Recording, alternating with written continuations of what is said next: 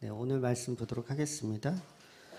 오늘 사도행전 강의 20탄이고요. 제목은 흉년입니다. 흉년. 네, 사도행전 7장 11절에서 16절까지 보도록 하겠습니다.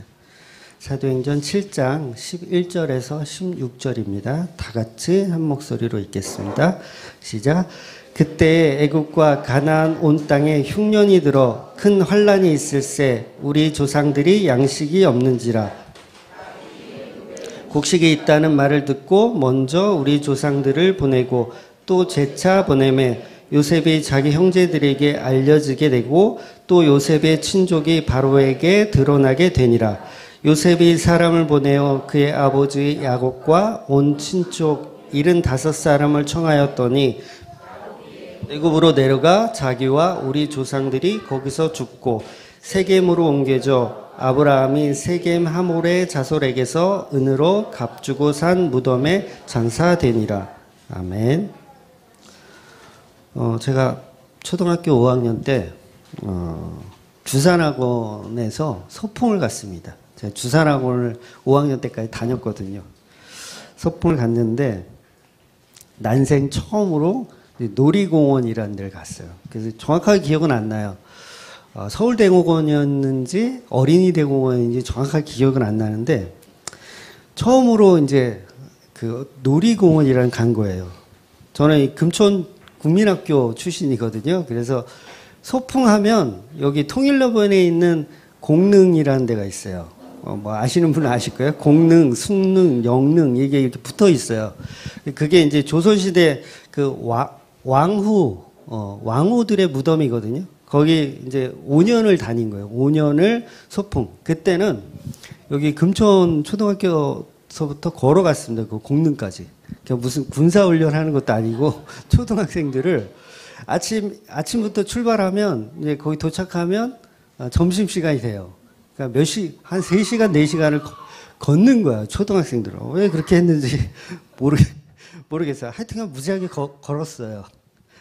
그래서 아무튼 난생 처음으로 대공원에 갔는데 이제 6학년 선배들이 있고 저는 이제 5학년이고 그래서 그 당시 이제 청룡 열차 여러분 다 아시죠? 롤러코스터라고 하는 청룡 열차가 그때 막 있었어요. 저는 이제 개념이 없기 때문에 뭐 놀이기구에 대한 개념 자체도 없었고 그냥 형들이 그거 타러 간다 하니까 그냥 쫓아갔어요. 쫓아가서 이제 청룡 열차에 몸을 싣고 이 청룡 열차가 이제 털 이렇게 올라가잖아요. 그때는 이제 기계가 좋지 않아가지고 소리가 되게 컸던 것 같아요. 막 털 그리고 막 위로 올라가는데 저 원래 높은 것을 싫어하거든요. 그래서 굉장히 이렇게 전 낮은 자리가 좋습니다. 그래서 높은 자리에 올라가면 뭔가 좀 교만한 것 같고 그래서 체질적으로 높은 자리가 싫은데 털 올라가는 거예요. 무섭더라고요. 근데 그건 아무것도 아닌데 일단 올라가서 내려가는데 와, 막 욕이 와, 저는 그렇게 무서운지 몰랐어요. 아무 생각 없이 탔다가 이거는 뭐 소리 지를 어떤 저것도 없어. 소리도 못 질러. 얼마나 공포스러우면 소리 이게 나오질 않더라고요. 그거 타보셨죠? 정말 무섭더라고요. 저는 귀신 같은 거 하나도 안 무서운데 진짜 저는 끝장나는 줄 이제 내 인생은 여기서 끝나는구나 라고 생각했어요. 그게 이제 그때 트라우마가 있어가지고 그게 저의 첫 번째 롤러코스터였고 마지막 롤러코스터였습니다.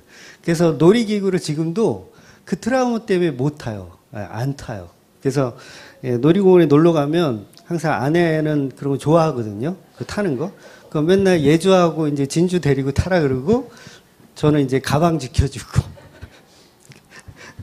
그런 스타일입니다. 지금도 막 생각만 하면 식은땀이 막 나요. 제가 왜 쓸데없이 이런 소리를 하냐면 인간은 이런 극심한 스트레스를 통해서 삶의 활력을 찾습니다. 이게 굉장히 독특한 건데 뭐 어떤 동물이든 마찬가지지만 어떤 스트레스를 받으면 그 스트레스가 우리한테는 공포로 다가오지만 결국 그걸 돈을 주고 타요, 사람들은. 그렇잖아요. 저희 아내도 돈을 주고 타더라고요. 이해가 안 가. 돈을 받고 타라면 한번 생각해 보겠는데 자기 돈을 내가면서 그 공포스러운 스릴을 만끽을 한단 말이에요, 사람들이. 그냥 그게 뭐예요? 결국은 그 공포에 대한, 이게 제가 경험이 별로 없어서 공포에 대한 어떤 스릴을 내가 이겨냈다. 그러니까 탈 때는 무섭고 뭐 그렇지만 타고 나면 뭔가 개운하잖아요. 여러분 안 그러십니까? 다들 제 과인가요? 타고 나면 뭔가를 정복했다라고 하는 그 포만감이 들어요. 내가 해냈다. 내가 저 무서운 거를 내가 탔다. 이번에는 눈도 안 감고 잘 탔다 하는 어떤 정복감, 포만감이 우리 인간은 본능적으로 있습니다. 그래서 그 공포를 자극으로 해서 그것을 해소해내는 것을 우리 인간들은 다 좋아해요. 그래서 우리가 어릴 적에 보면 그게 심리적으로 작용을 하기 때문에 왜 습관적으로도 도둑질하는 친구들이 있거든요. 습관적으로 도둑질하는 친구들이 있어요. 뭐 내가 필요에 의해서 아니면 가난해서 도둑질을 하는 게 아니라 그 스릴, 그 공포의 스릴을 느끼는 이게 너무 만족감이 있는 거예요. 그래서 이렇게 비 오는 날만 되면 또 훔치는 애들이 있어. 그게 뭐냐면 다 어떤 그 심리에 대한 공포를 자기가 체험하고 그것을 해냈다라는 만족감 때문에 습관적으로 도둑질을 하는 친구들이 있습니다. 물론 많은 건 아니에요. 굉장히 독특한 케이스긴 해요. 그래서 우리 인간은 존재 자체가 어떤 자극을 좋아하게 돼 있어요. 그래서 아무런 스트레스가 없는 상태에서 여러분은 그냥 하얀색 방에 아무것도 할 수가 없어요. 그냥 그 방 안에 있어야 돼. 그렇게 넣어놓으면 한 3일이면 여러분 막 미쳐버릴걸요? 뭐 좀, 제발 좀 여기서 내보내달라고 아마 할 겁니다. 그래서 우리가 스트레스라는 걸 있어야 되는 거예요. 스트레스가 어느 정도는 있어야 삶의 활력이 생깁니다.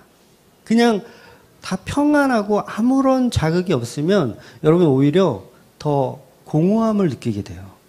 그래서 만족감을 못 느낍니다. 그래서 왜 저도 스트레스 많이 받고 그러면 이 매운 게 효과가 있다 그러잖아요. 그래서 매운 거를 이렇게 좀 먹거든요. 그래서 매운 닭발을 먹기도 하고 어떤 사람은 닭발을 어떻게 먹냐고 막 그런 사람도 있더라고요. 그 맛있는 걸.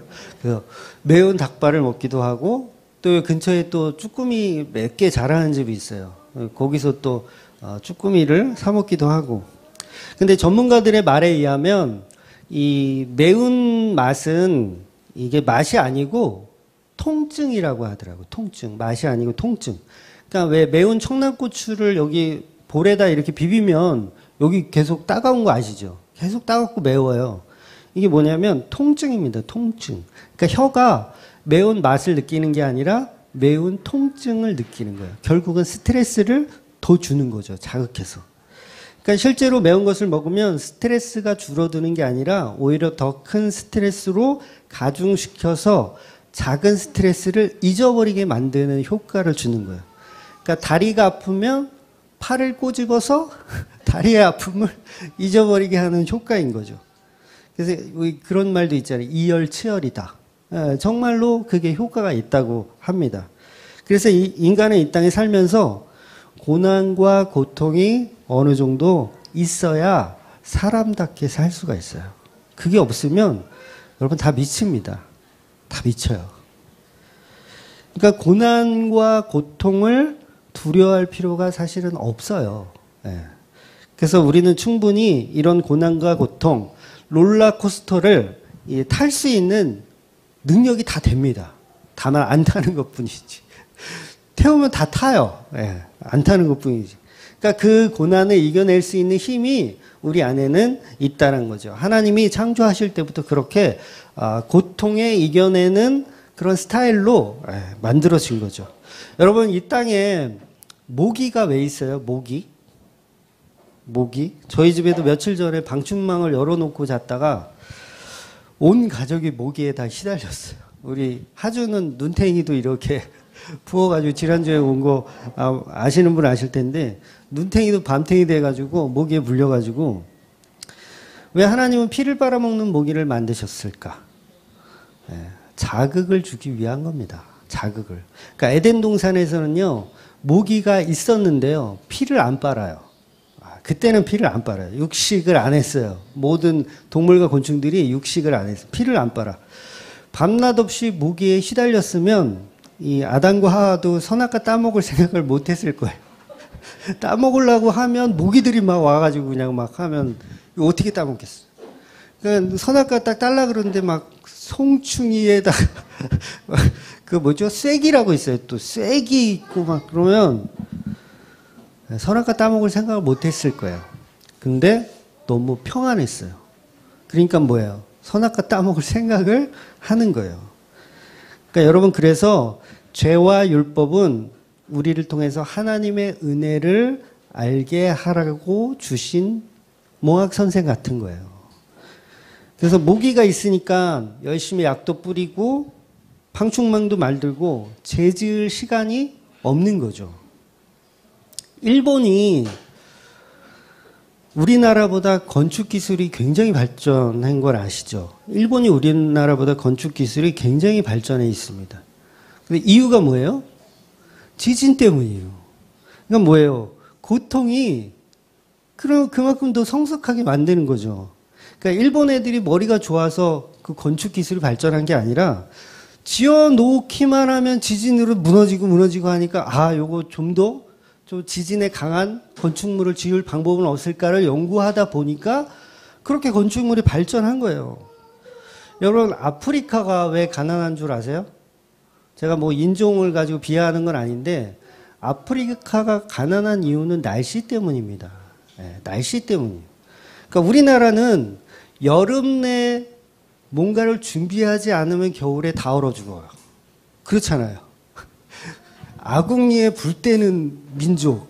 대단하지 않아요? 어떻게 그 아궁이 밑에 불을 뗄 생각을 했을까요? 그리고 그걸 또 여름 내 나무를 산에 가서 또 이렇게 패다가 싸놔, 장작을. 여름 내 싸놔가지고 겨울 내 그것을 또 떼요. 그 다음에 김장을 해 먹잖아요, 우리나라는. 김장. 왜 김장 안 하면 겨울 내 먹을 게 없어. 그러니까 김장을 해놓고 겨울 내 그것을 꺼내서 먹는 거예요. 그러니까 어떤 젓갈도 마찬가지죠. 뭐 멸치젓, 꼴뚜기젓, 오징어젓, 이런 것도 우리나라에 있는 문화잖아요. 그런데 아프리카는 겨울을 딱히 준비하지 않아도 얼어 죽지 않으니까 사람들 자체적으로 뭔가 하려고 생각을 안 하는 거예요. 그러다 보니까 가난해질 수밖에 없는 겁니다. 그러니까 아픈 만큼 성숙해진다는 말이 맞는 말이에요. 그러니까 하나님이 오늘 제목이 흉년인데 흉년으로 우리를 밀어넣으신 것은 하나님은 우리를 괴롭히려고 하시는 게 아니고 우리의 고통을 보며 우리의 실체를 보라는 하나님의 뜻입니다. 더 성숙해지라는 거죠. 요셉이 얼마나 억울합니까? 이 강간범으로 몰려서 감옥에도 가고 하나님 왜 즉시 안 꺼내주시냐고요. 바로 좀 꺼내주시지.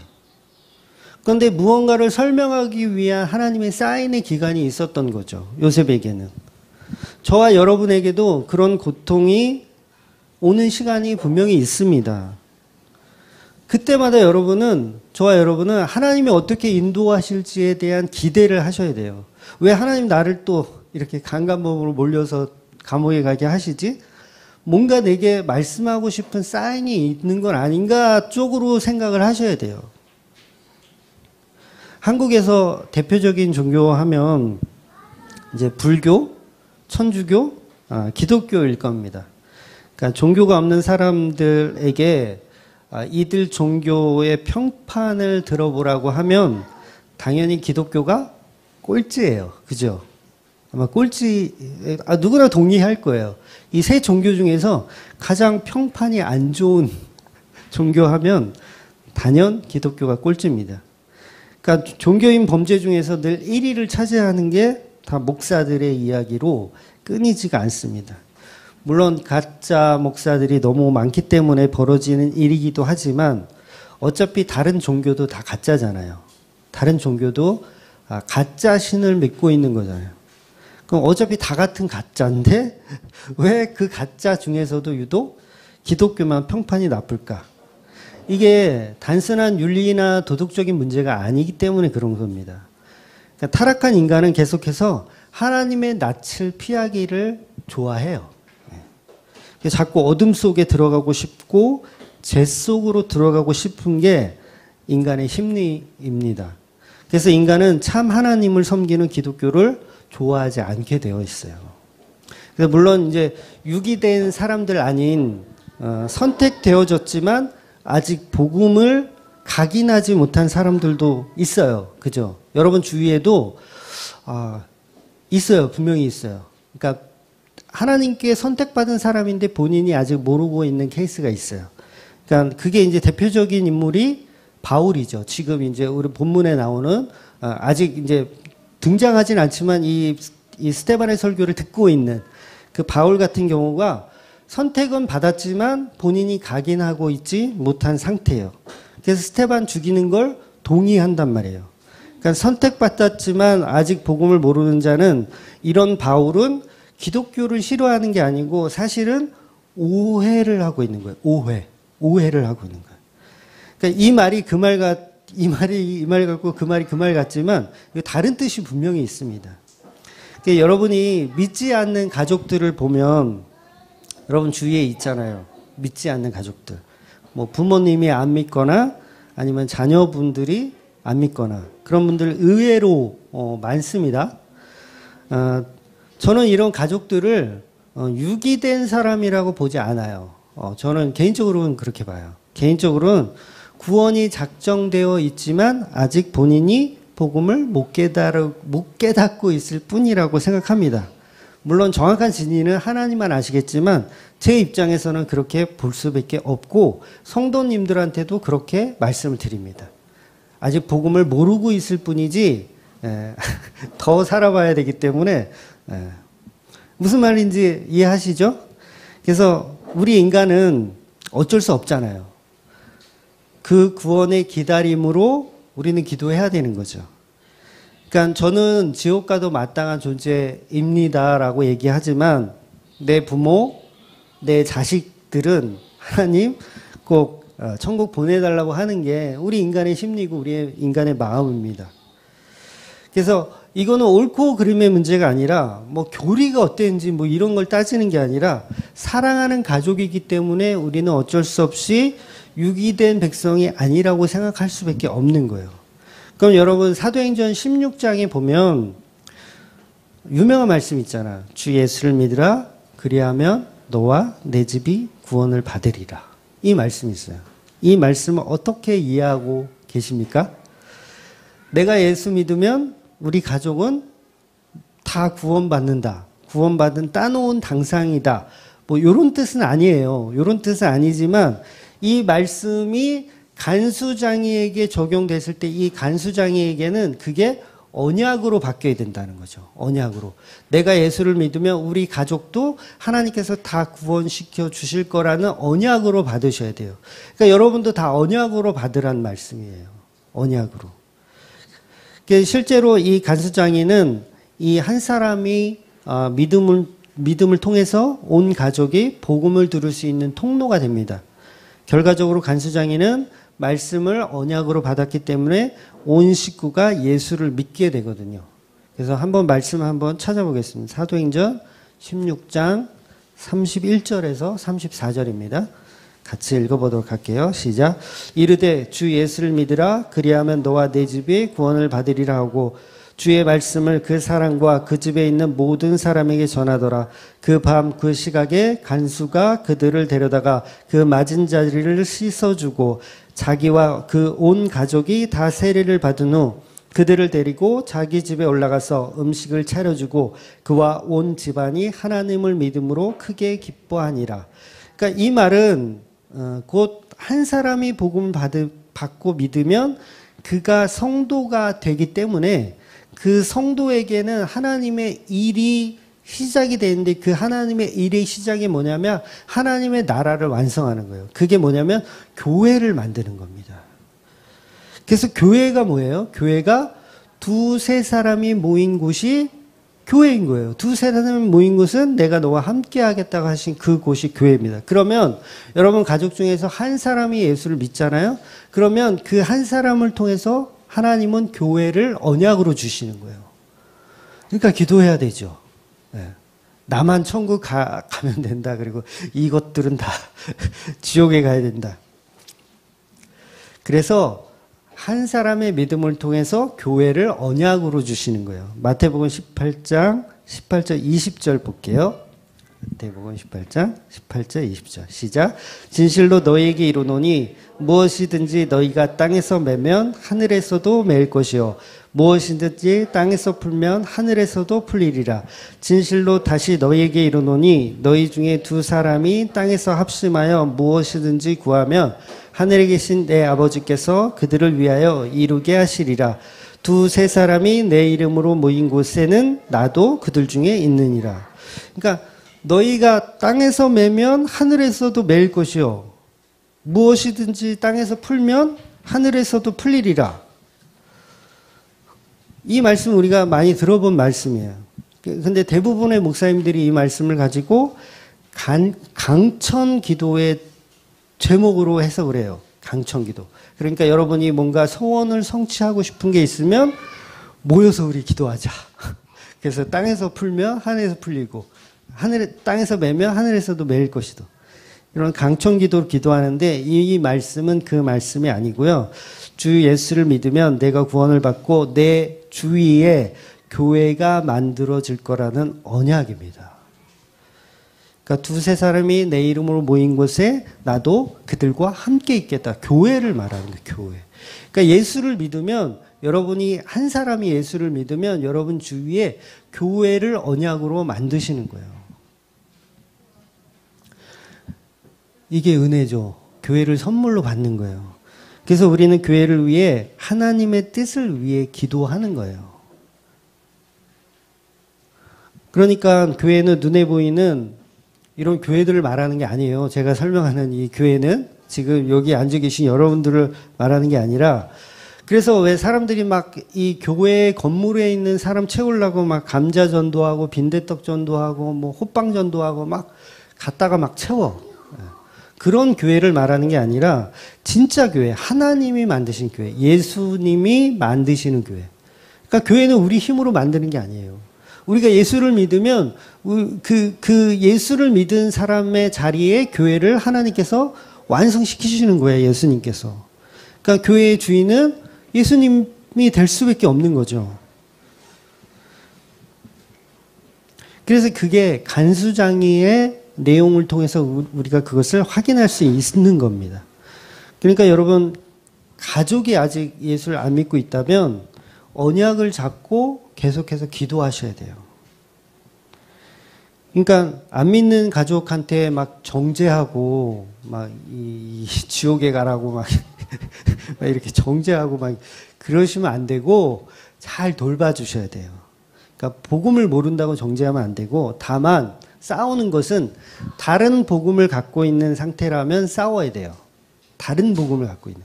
그런데 이방인인데 아무것도 모르는데 싸울 필요가 없는 거예요.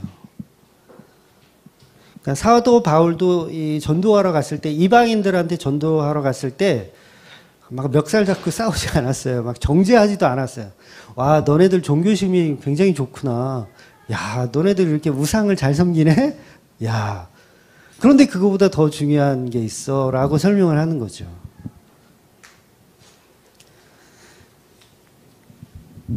그러니까 우리는 기도할 때 하나님의 뜻이 우리의 뜻과 일치되는 거.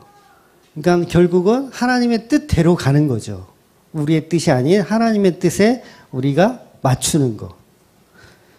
그러니까 하나님 우리 자녀들, 우리 부모님들 예수 믿게 해주세요. 이런 기도가 아니고요. 잘 들어보세요. 하나님 우리 딸, 우리 아들 구원받게 해주세요. 이게 아니라 주 예수를 믿으면 너와 내 집에 구원을 주겠다고 약속하지 않으셨습니까? 저는 그걸 하나님의 일이라고 생각합니다. 하나님의 언약이라고 생각합니다. 하나님의 뜻을 행하시옵소서. 이렇게 기도하는 거예요. 이렇게. 그러니까 내가 내 목적을 가지고 하는 게 아니라 하나님의 뜻과 계획대로 그 일을 이루소서라고 기도하는 거예요. 그래서 이게 주기도문 속에 다 있습니다. 주기도문. 그래서 우리가 기도할 거 없다고 보통 이렇게 말씀하시는 분들 계신데 기도할 게 왜 없어요? 많아요. 네. 주기도문만 읽어봐도 기도할 내용들이 너무 많이 있습니다. 그래서 예수께서는 이 땅에 이루시는 것은 오직 신부된 교회를 이루시는 거예요. 그래서 그게 하늘의 뜻이고 예수님의 뜻이고 예수님은 다른 뜻이 없어요. 그냥 교회의 완성, 십자가를 통한 교회의 완성만 예수 그리스도의 뜻인 거예요. 그러니까 신부된 교회를 찾아 이 땅에 오신 거죠. 그러니까 그 일을 속히 이루소서. 예수님께서 이 땅에 오신 이유 뭐예요? 교회를 만드시기 위한 거잖아요. 교회 만들어주세요. 이렇게 기도하는 거죠. 제가 왜 이런 말씀을 장황하게 오늘 주제와 조금 동떨어지게 이렇게 서론으로 말씀드리냐면 진짜 택한 백성은 바른 복음 십자가 복음을 반대하지 않습니다. 다만 오해하고 있는 것 뿐이죠. 그러니까 사도 바울도 기독교를 박해했던 이유가 완전히 오해하고 있던 거예요. 그러니까 하나님을 오해하고 메시아를 오해하고 있던 거죠. 바로 오늘 제목이기도 한 흉년에 대한 오해를 하고 있던 거예요. 흉년. 그러니까 많은 기독교인들이 이 흉년에 대한 오해를 하고 있어요. 여전히. 그러니까 예수님을 메시아로 보지 못하는 이유가 바로 이 흉년에 대한 오해를 하고 있기 때문에 그래요. 그럼 보세요. 믿지 않는 여러분의 아들, 딸들 보통 이렇게 얘기해요. 엄마가 믿는 하나님 나는 안 믿어. 교회는 전부 사기꾼들이고 돈이나 뜯어내려고 하는 사기 집단이야. 그런 것에 왜 나가? 나는 안 믿어. 여러분 이게 틀린 말인가요? 맞는 말이에요. 똑똑하고 현명한 아들을 두신 거예요. 틀린 말이 아니에요. 엊그저께도 그 김기땡 목사 보니까 뉴스에 나왔더라고요. 그러니까 축구 선수 연봉이 150억인데 목사 연봉이 5억이 많다라고 생각하면 여러분 복을 못 받습니다. 그러더라고요.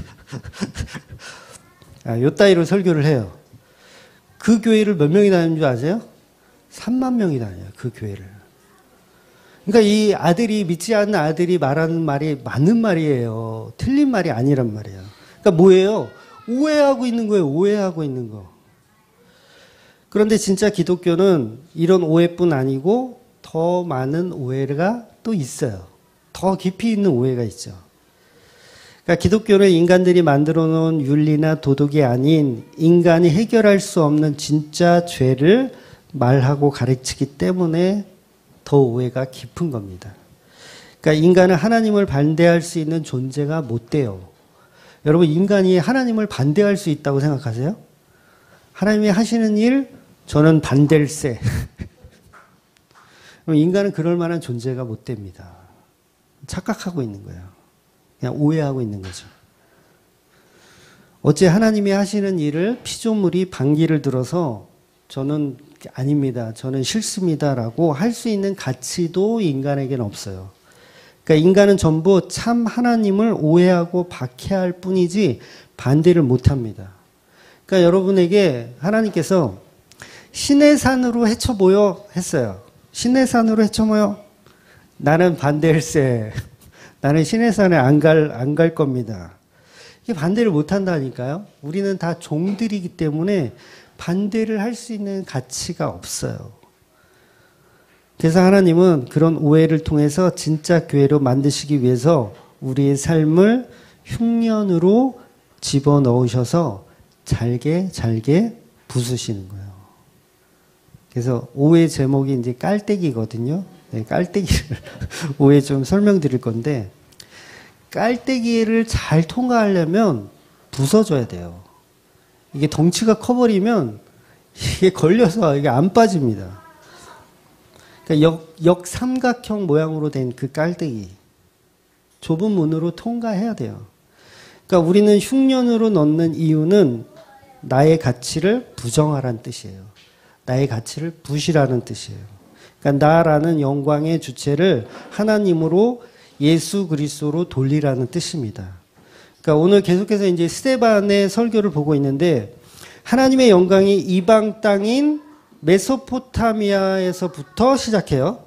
하란을 거쳐서 가나안에 왔는데 잠깐이에요. 잠깐 왔다가 5절에 보면 가나안 땅에 왔기는 왔는데 발붙일 틈도 주지 않고 바로 어떻게 되냐면 자식도 주지 않아요. 자식도 주지 않고 약속만 있고 오히려 하나님은 그런 아브라함에게 너희 후손은 나그네가 될 거야. 이렇게 얘기하고 너희 민족은 종이 될 거야. 400년, 약 400년 이상 괴롭힘을 당한다고 말씀하세요. 그리고 7절에 보면 그 후에 그들이 나와서 그곳에서 나를 섬기리라 말씀하시는 설교를 이어서 했어요. 지난주에 계속. 그래서 출애굽기 사건을 미리 예언한 설교를 스데반이 지금 하고 있는 겁니다. 근데 거기서 끝나지 않고 이 시선이 가나안에 왔다가 바로 어디로 가요? 애굽으로 다시 토스가 되는 거예요. 이 가나안을 중심으로 해서 여기 정착하고 여기서 뭔가를 해야 되는데 스데반의 설교의 요지는 이방 땅에 와서 나그네로 거쳐 있다가 다시 너희들은 애굽으로 토스된 그런 민족이다라는 거를 까발리고 있는 거예요. 그러니까 스데반의 설교 요지는 사내들의 공회원들이 선민 사상을 계속해서 박살내고 있는 거예요. 까불지 말라는 거죠. 너희들이 선민 사상 가지고 너네들은 하나님이 요리조리 그냥 토스하는 존재일 뿐이다라고 말씀하고 있는 거예요. 그러면서 오늘 본문이 요셉 이야기로 전개가 됩니다. 그럼 보세요. 왜 아브라함이 약속한 그 땅에 왔는데 흉년이 있죠? 아브라함이 가나안에 왔는데 바로 흉년이 있어요. 그래가지고 남방으로 스물스물 내려가서 애굽으로 가버리죠. 거기서 마누라 팔아먹어요. 그죠?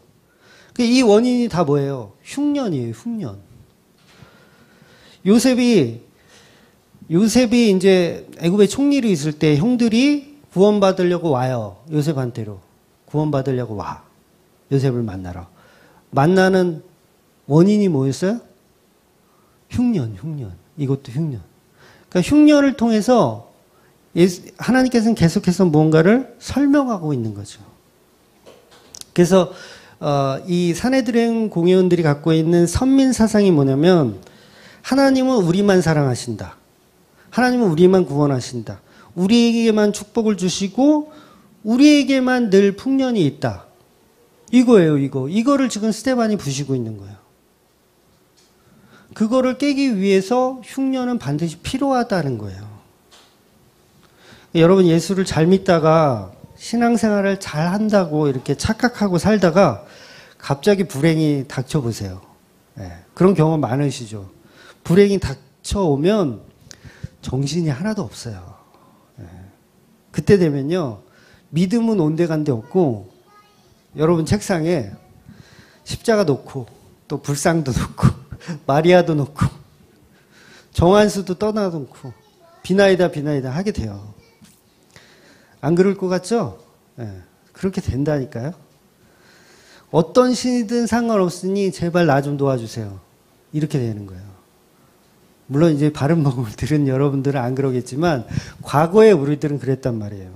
제가 경험에서 우러나서 하는 말이에요. 진짜 그렇게 되더라고요.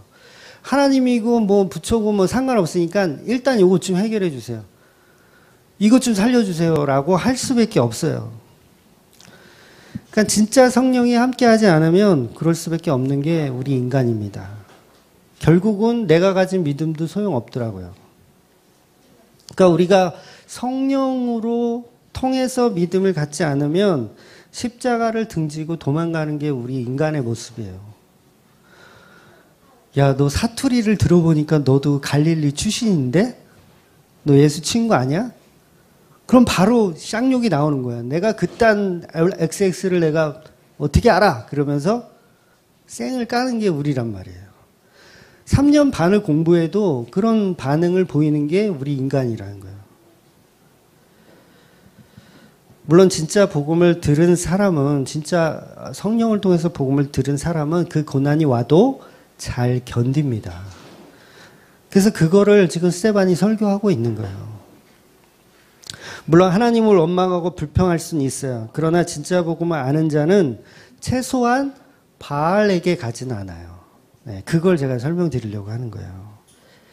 이스라엘 백성들이 복음을 제대로 모르니까 전부 바알에게 갔어요. 사무엘상 12장 10절 볼게요. 시작. 백성이 여호와께 부르짖어 이르되 우리가 여호와를 버리고 바알들과 아스타롯을 섬김으로 범죄하였나이다. 그러하오나 이제 우리를 원수들의 손에서 건져내소서. 그리하시면 우리가 주를 섬기게 했나이다 하매. 구약 성경에 보면 이스라엘 백성들이 전부 바알에게 무릎을 꿇습니다. 예, 전부예요. 예, 이 심각한 거예요. 그러니까 왜 우리가 잘 아는 내용 중에서도 엘리야가 바알 선지자 450명하고 아세라 선지자 400명하고 싸움한 내용 다 알잖아요. 이건 주일학교에서도 많이 설교를 하더라고요. 근데 그 싸운 대상들이 이방인들하고 싸운 건가요? 다 이스라엘 사람들하고 싸운 거예요. 이스라엘 백성들끼리. 근데 이스라엘 백성인데 아스타롯을 섬기고 바알을 섬기는 사람들이 그렇게 많았던 거예요. 850대 1이에요. 지금 한국 땅에 예수 믿는 사람 많은 것 같죠? 근데 복음의 수준이요, 변하지 않습니다. 그때나 지금이나 별반 다르지 않다고 봐요. 그러니까 비율은 850대 1이에요. 비율은 850대 1. 천만 기독교? 천만 기독교가 어디 있어요? 100만 있으면 다행이게요? 제가 봤을 때 10만 명 있으면 다행이에요. 진짜로 7,000명일지도 몰라요. 열왕기상 19장 18절 볼게요. 시작. 그러나 내가 이스라엘 가운데 7,000명을 남기리니 다 바알에게 무릎 꿇지 아니하고 다 바알에게 입맞추지 아니한 자니라. 한국 인구수를 대비하면 한 10배 정도 된다고 하면 한국에 있는 바알에게 무릎 꿇지 않은 사람은 7만 명밖에 없는 거예요. 물론 개인적인 추론이에요. 7만 명밖에 없는 거예요. 한국 땅에 예수 믿는 사람이. 굉장히 설득력 있지 않아요? 심각한 겁니다. 이스라엘 백성들이 왜 하나님을 버리고 바알과 아스타롯을 섬깁니까? 결국은 흉년 때문에 섬기는 거예요. 흉년이 오니까 바알을 섬긴다고요. 사람들이. 그러니까 바알이라는 신이 뭐 하는 신이라고 그랬어요? 제가 전에도 말씀드렸지만 농사의 신이에요. 농사. 비를 내려주는 신이 바알이에요. 그러니까 농사 잘하게 해주세요라고 빌잖아요. 맥주 감사절에 저기 보리 수확 잘하게 해줬다고 감사한다고 빌잖아요. 그게 뭐 하는 거예요? 바알을 섬기는 거예요. 그러니까 좀 전에 읽은 그 사무엘상 12장의 말씀은 회개하는 척하면서 조건을 다는데 원수들의 손에서 구원해 주시며 하나님을 잘 섬기겠다고 조건을 대요. 이게 믿음이에요? 이건 믿는 거 아니에요. 이게 무슨 하나님 믿는 거예요. 여전히 바알을 믿고 있는 거예요. 그러니까 하나님을 바알로 만들어 버리는 거죠. 나를 도와주면 내가 하나님 믿어줄게. 이거예요, 이거. 맥주장 감사절에 내가 헌금하면 나 좀 잘 되게 해주셔.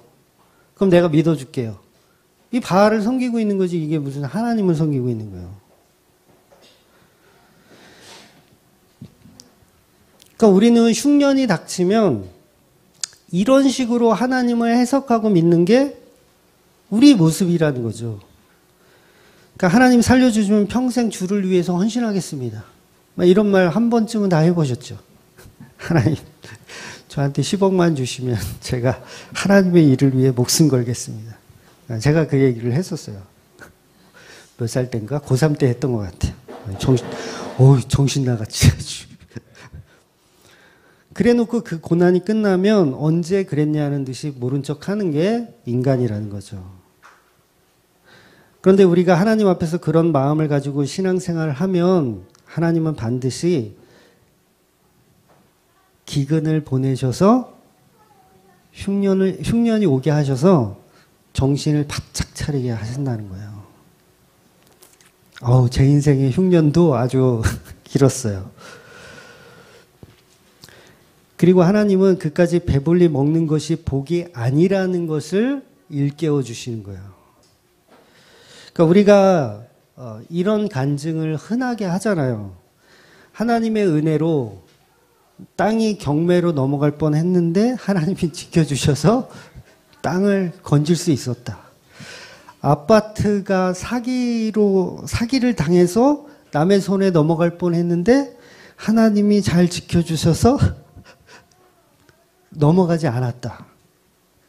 막 이런 간증 많이 하시잖아요. 이런 간증은 정말 어린아이 같은 간증이에요. 정말 수준 낮은, 예수 믿는다고 할 수도 부끄러운 그런 간증이에요. 그러니까 불행이 닥치니까 그때 내가 믿음이 흔들리더라. 이게 진짜 간증인 거예요. 우리 아파트가 경매로 넘어갈 뻔하니까 내 믿음이 흔들리더라. 이게 진짜 간증이죠. 나도 어쩔 수 없는 인간이더라. 내가 사고가 날 뻔하니까 나도 믿음이 흔들리더라. 우리 애가 아파서 막 앰뷸런스에 실려가니까 나도 믿음이 흔들리더라. 이게 진짜 간증이죠. 그러니까 우린 죄된 인간이기 때문에 전부 배불리 먹은 것에 대한 하나님을 찬양해요. 내가 배부른 거에 대한 것만 하나님을 찬양해요. 금메달을 따게 해주셔서 하나님께 영광 돌립니다. 월드컵 4강에 진출하게 하셔서 하나님께 감사드립니다. 여우주연상을 받게 하신 하나님께 영광을 돌립니다. 우리 아들이 이번에 서울대에 합격해서 사업이 번창해서 손님이 많아서, 여러분 이건 찬양이라고 하는 게 아니에요. 여러분 이걸 찬양이라고 하는 게 아닙니다. 그냥 이건 바알의 제단을 쌓고 거기서 기뻐 뛰며 춤을 추는 거예요. 와, 우리에게 비를 내줘 주신 하나님, 승리하게 해주신 하나님. 여러분 이게 감사와 우상숭배가 종이 한 장 차이인 거 아세요? 감사와 우상숭배가 종이 한 장 차이예요. 이거 중요합니다. 잘 이해하셔야 돼요. 그러니까 남과 비교하여 경쟁하여 우위에 선 것을 감사하는 거는요, 전부 우상숭배입니다. 남과 경쟁하여 내가 승리했어. 우위에 섰어. 그랬을 때 내가 하나님께 감사를 돌리는 거. 금메달 땄어요. 4강 진출했어요. 하나님 감사합니다. 요거는 우상숭배하는 거예요. 그러니까 우리 진짜 감사는 사실 십자가밖에 없거든요. 십자가만이 감사거든요. 그러니까 일반 계시적인 감사. 누구나 똑같이 만나가 내려요. 만나가 동일하게 내려요. 이걸 감사하는 거예요. 누구나 똑같이 숨 쉬는 공기를 주세요. 이걸 감사하는 거예요. 누구나 똑같이 비를 내려주시고 농사를 짓게 하세요. 이거를 감사하는 거예요. 근데 저 새끼는 망했는데 나는 잘 됐어. 하나님 감사합니다. 이건 우상숭배라는 거예요. 이 개념을 여러분 잘 이해하셔야 돼요. 근데 우리는 여기에 빠져 있어요. 너무 쪄들어 있어요. 너무너무 쪄들어 있어요. 그럼 뭐예요? 다 바알 섬기고 있는 거예요. 바알. 하나님을 나의 조력자로 만드는 그 일들을 여전히 나는 신앙생활이라고 착각하고 하고 있다는 거라는 거죠. 그러니까 이게 7,000명밖에 없다는 얘기가 성경이 허투루 하는 얘기가 아닌 거예요. 나는 특별하니까 하나님께서 로또 맞게 해주셨고 나는 1등을 했으니까 하나님께 감사한다. 아닙니다. 그럴수록 겸손해야 돼요. 저 새끼는 망했는데 나는 잘 됐다? 그럼 겸손해야죠. 하나님이 가르치면 겸손이에요. 겸손. 그건 감사가 아니에요. 이 세상의 종교가 왜 그렇게 많습니까? 전부 그거예요. 내가 믿는 신이 나를 주관하여 나를 보호하여 나를 승리하게 했다. 이게 다 종교잖아요.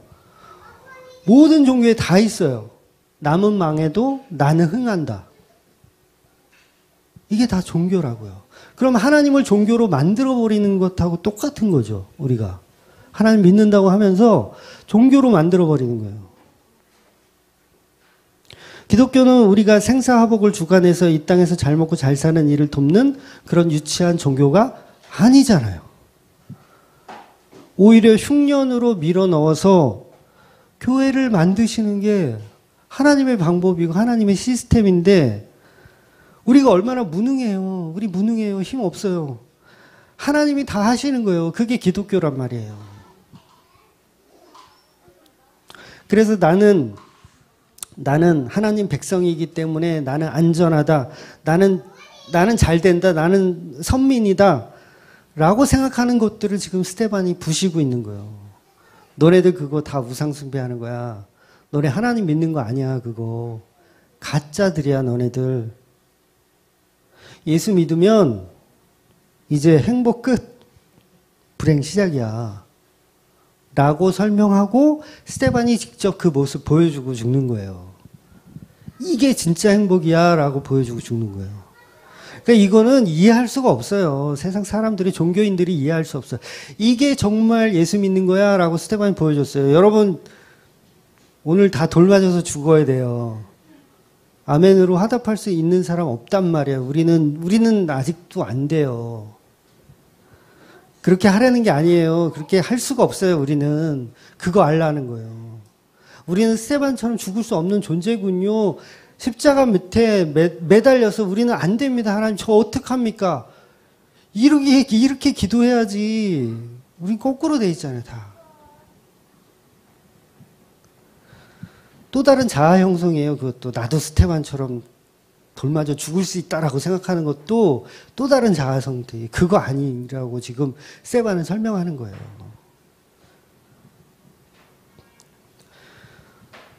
예수 믿으면 행복 끝, 불행 시작. 잘 먹고 잘 살고 있는데 왜 광야로 끌어내서 우리를 죽이려 하십니까? 실제로 출애굽기 1세대들은 광야에서 다 죽어요. 다 죽습니다. 하나님 뻥 쳤잖아요. 젖과 꿀이 흐르는 헷 족속이 사는 가나안 족속이 사는 그 젖과 꿀이 흐르는 땅으로 내가 너희를 인도해 내겠다 해놓고 광야에서 다 죽여버려요. 다 죽여버려. 행복 끝? 불행 시작. 큰일 났네 이거. 구독자 떨어지는 소리가 또. 예레미야와 에스겔 시대에도요. 유대인들이 잘못된 선민사상 때문에 하나님이 전부 망하게 하십니다. 예레미야 때도 에스겔 때도 다 망하게 하세요. 야, 너네들 갖고 있는 선민사상 그거 아니야. 다 망하게 하세요. 남유다는 바벨론에게 망하고 북이스라엘은 아수르에게 다 망하게 하세요.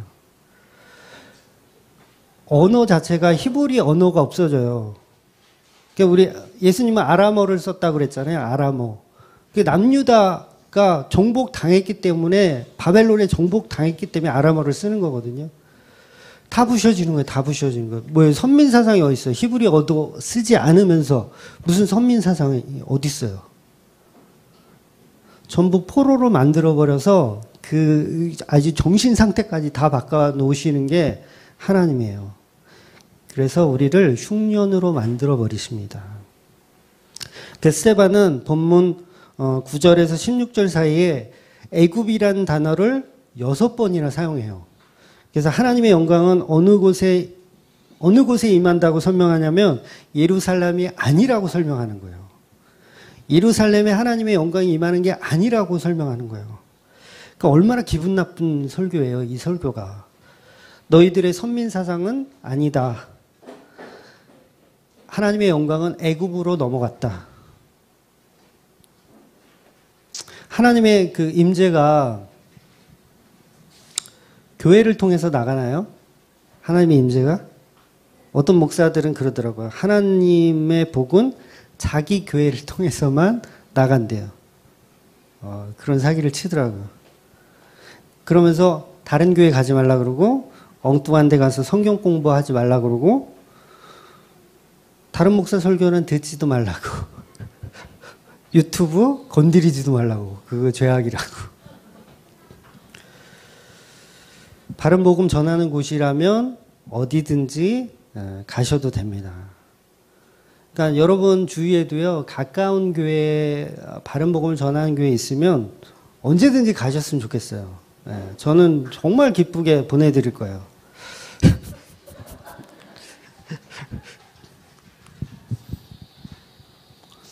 그러니까 왜 고생하고 2시간씩 3시간씩 와서 듣냐고요. 저희 마음이 아파 죽겠어요. 우리는 물론 제가 말하는 교회는 건물을 얘기하는 게 아닙니다. 예수 그리스도의 정말 몸된 교회를 말씀하시는 거예요. 그러니까 성전 없어도 돼요. 사실 성전도 없고 교회 건물 없어도 됩니다. 그러니까 주맘교회 없어져도 돼요. 없어져도 전혀 상관없어요. 하나님의 나라는 하나님이 이루시기 때문에, 예수가 이루시기 때문에 전혀 상관없어요. 여기 주맘교회 성도 아무도 없어도요, 우리는 1년에 2번씩 사경회로 만나면 돼요. 이제 저기 봄하고 가을에 사경회 한 번씩 할 거거든요. 그때 만나도 돼요. 그러니까 스데반이 설교하기에 유대인들이 이것을 모르고 있는 거죠. 이것을, 교회에 대한 개념 자체를 모르고 있는 거예요. 복음의 개념 자체. 그러니까 이 선민사상은 하나님을 다 성전 안에다 가두어 놓고 그 안에 하나님이 있다고 설명하는 거예요. 그러니까 하나님이 다 죽여버리는 거예요. 그러니까 15절에도 보면 다 죽었다예요. 다 죽었다. 그러니까 애굽에서 다 죽었다. 이스라엘이. 애굽에서 다 죽었다. 이방 나라 가서 다 죽었는데 무슨 선민사상이냐라고 설명하는 거죠.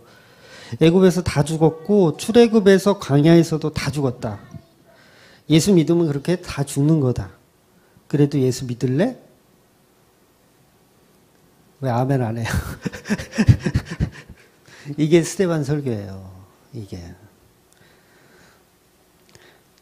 제 설교가 이제 세다고 말씀하시는 분들이 있어요.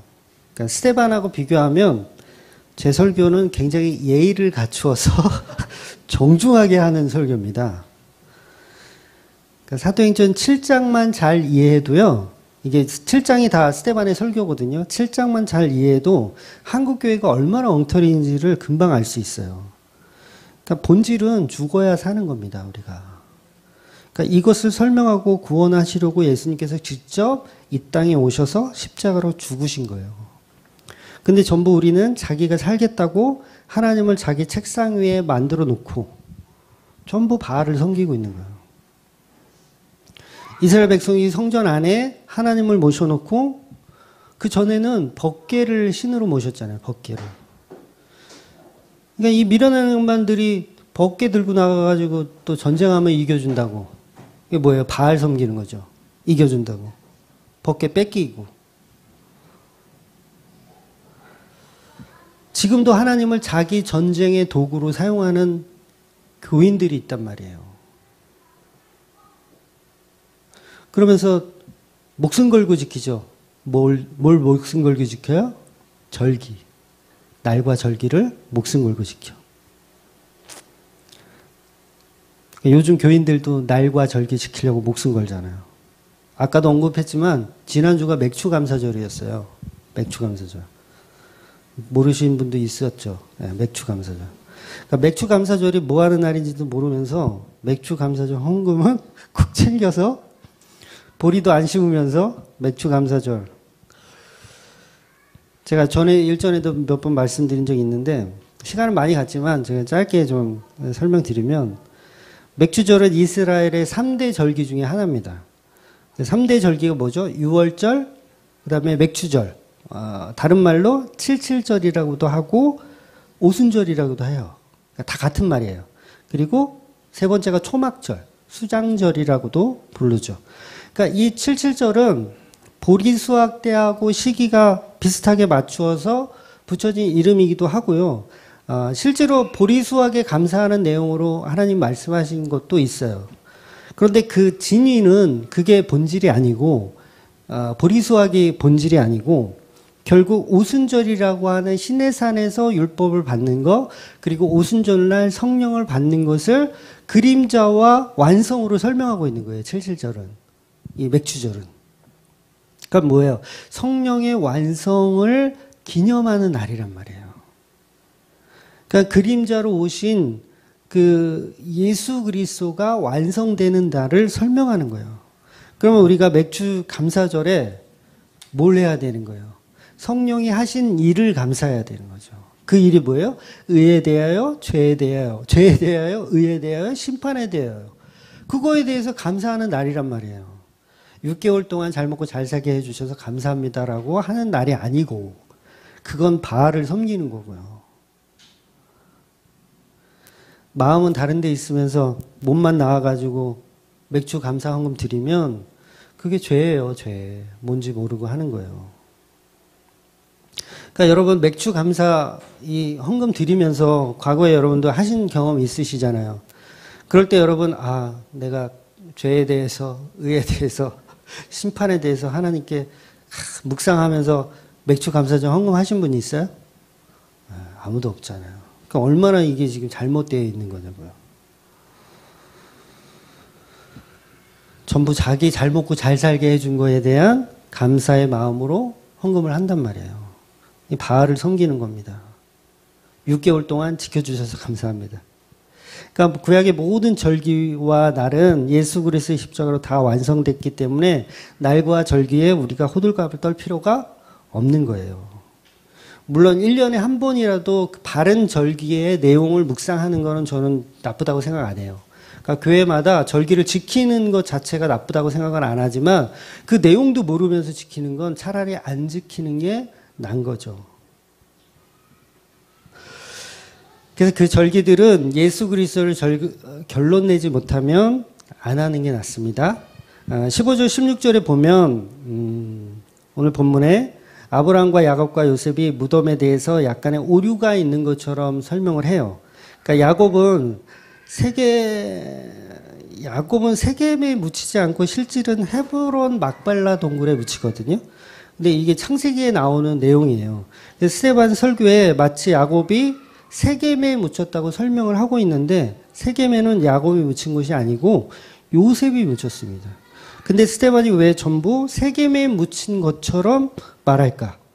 그러니까 세겜은 예루살렘에서도 북방으로 한 60km 정도 위에 있는 곳이에요. 꽤 멀리 떨어져 있는 곳이에요. 그러니까 오늘 본문의 중심 인물이 누구냐면 요셉이에요. 요셉. 중심 인물이. 그러니까 사내들은 공회원들에게 아브라함이라고 생각하는 이들은 아브라함을 아버지라고 생각하거든요. 그 아버지라고 생각하는 그 높은 자를 끌어내려서 요셉처럼 겸손한 자로 만들어서 설명하고 있는 거예요. 스데반이. 그러니까 예루살렘과 가까운 곳이 아닌 막벨라굴이 아닌 세겜으로 설명하는 거예요. 그러니까 이건 설교의 오류가 아니라 대표성을 갖고 설명하는 거예요. 그러니까 결론은 너희 선민사상 버리라는 거죠. 선민사상. 그러니까 세겜은 아브라함이 처음 가나안 땅에 왔을 때 어떤 모습으로? 나그네의 모습으로 왔을 때. 그러니까 야곱이 돈을 주고 산 땅. 그러니까 나그네로 와서 돈을 주고 그 산 땅에 요셉이 묻혔다라고 설명하는 거예요.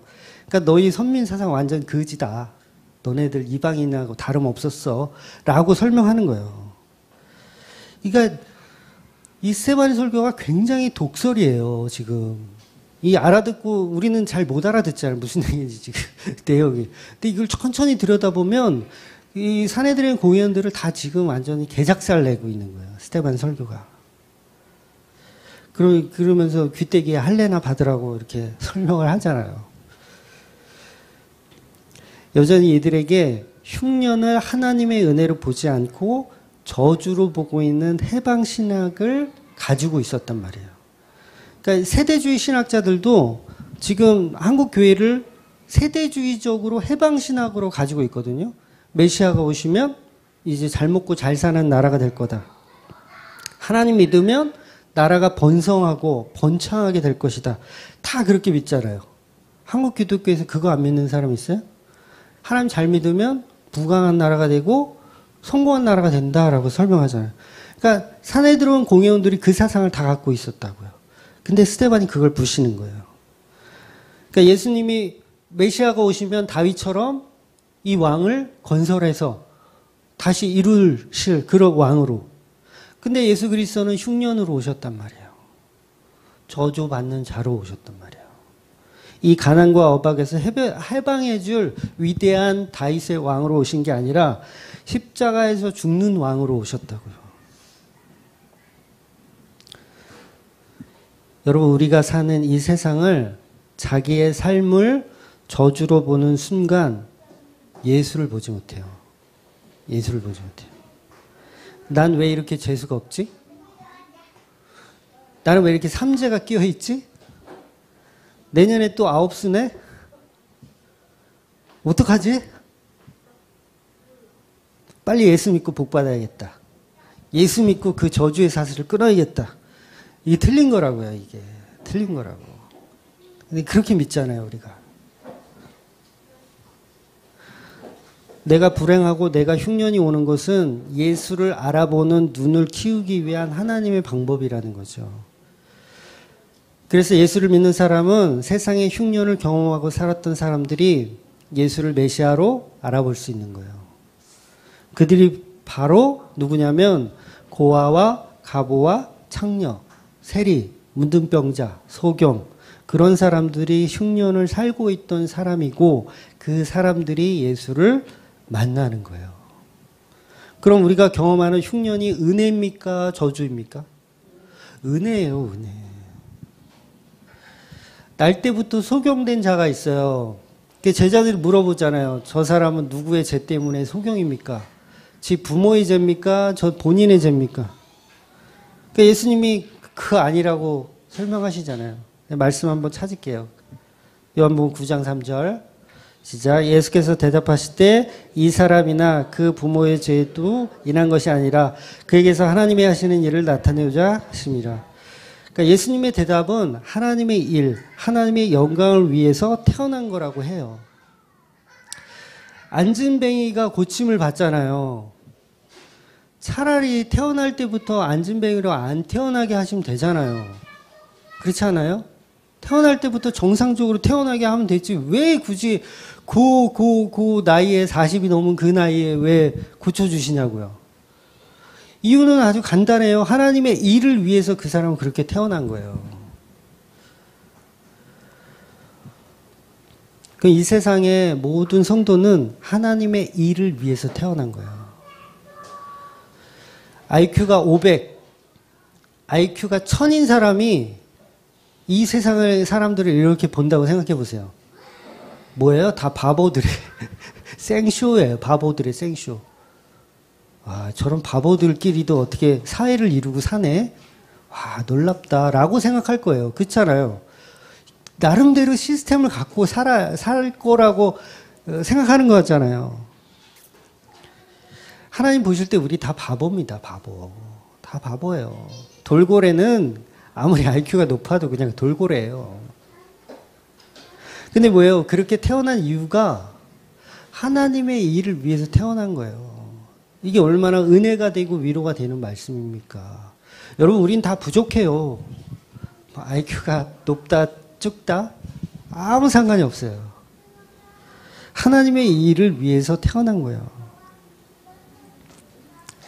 그러니까 우리는 하나님이 하시는 업적대로 가면 되는 거죠. 우리가 뭘 하려고 안 해도 돼요. 뭘 하려고 하지 마세요. 안 해도 돼요.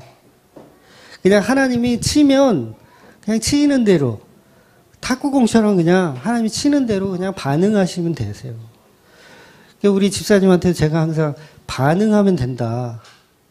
우리 집사님 처음에 이제 바른복음을 접하고서 궁금한 게 많으셔가지고 그럼 뭘 해야 됩니까? 뭘 해야 됩니까?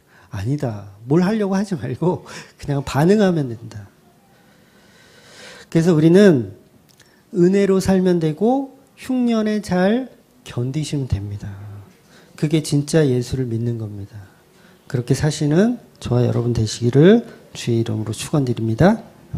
기도하겠습니다.